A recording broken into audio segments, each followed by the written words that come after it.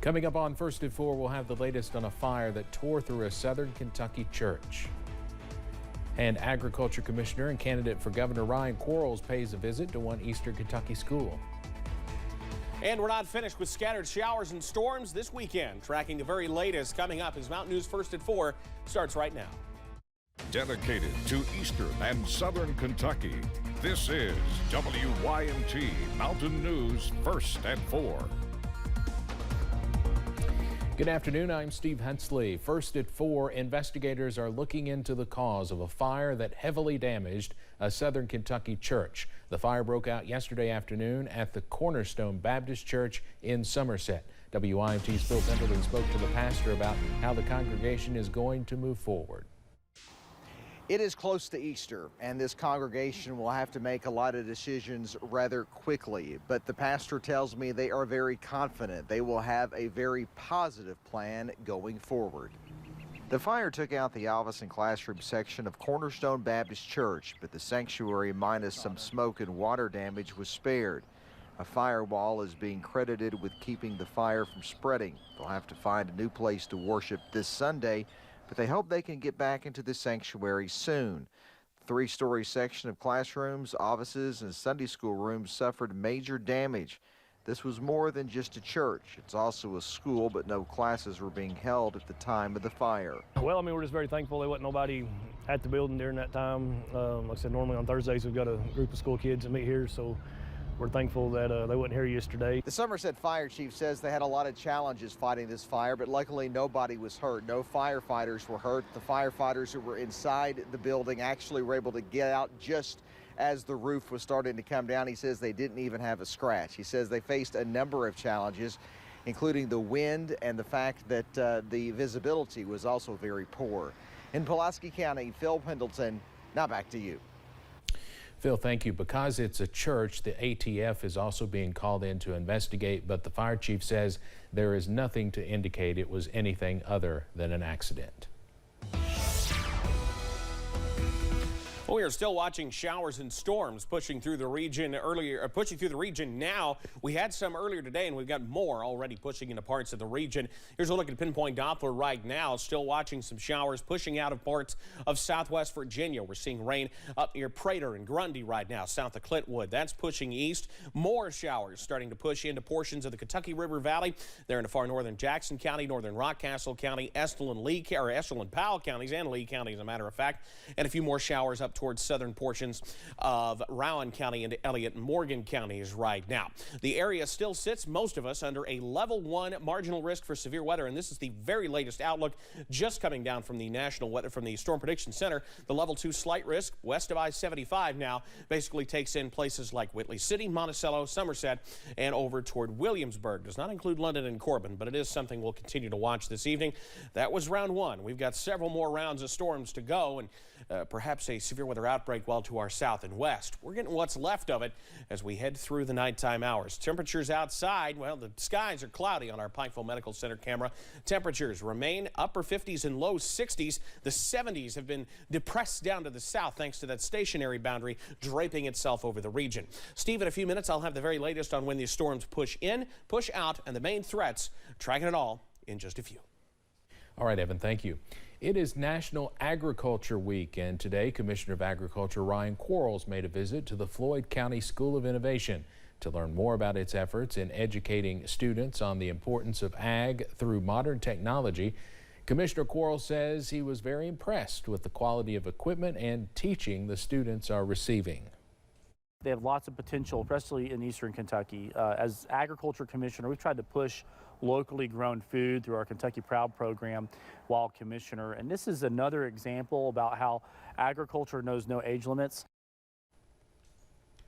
Quarles added that he wants students to understand that they can get their hands dirty, produce food, and make a career out of it.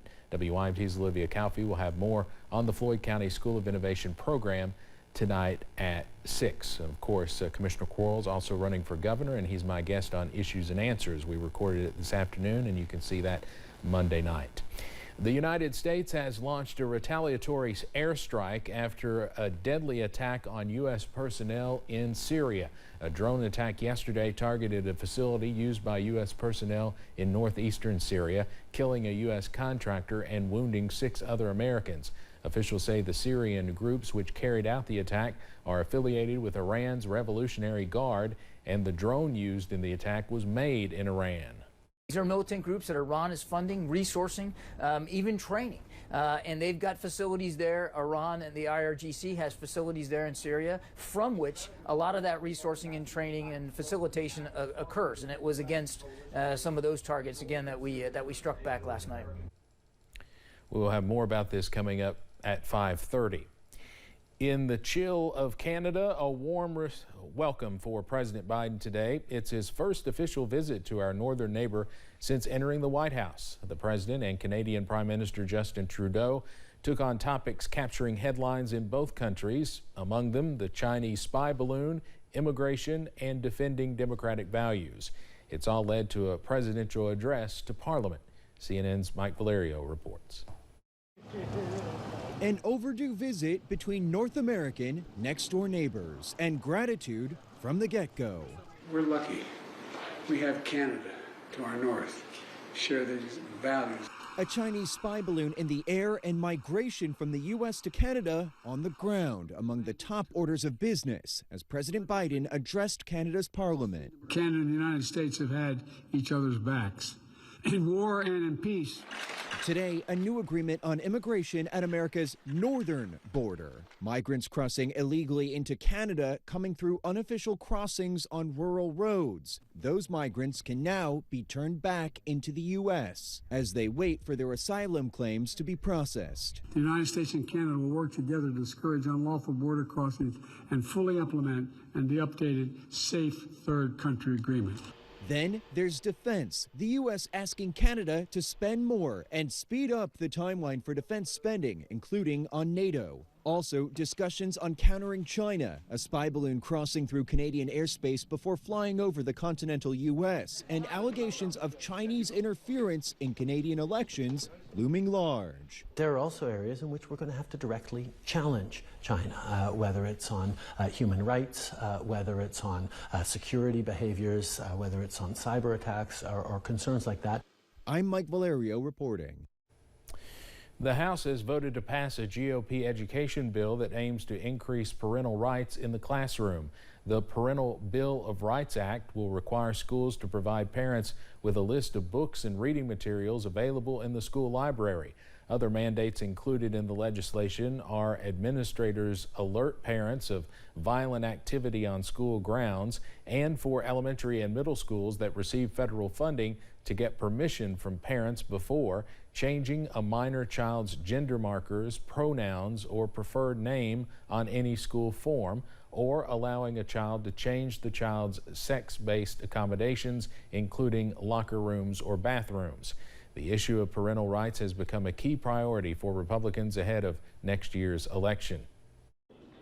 This bill will go on to the Senate. We hope they'll be able to take it up, but this is a win and a change for America. The final tally was 213 to 208, with 5 Republicans crossing over to vote with all the Democrats against the bill.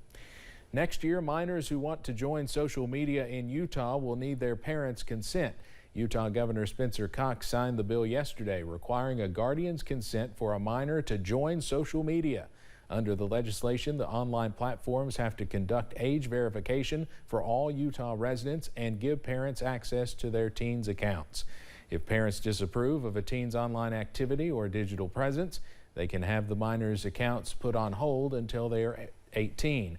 The new law also bans advertisements for minors and requires the platforms to make their sites off limits to anyone under 18 years old between 10:30 at night and 6:30 in the morning. It's expected to go into effect on March 1st of next year. Straight ahead on First at 4, one school system in Florida is paying students to go to school.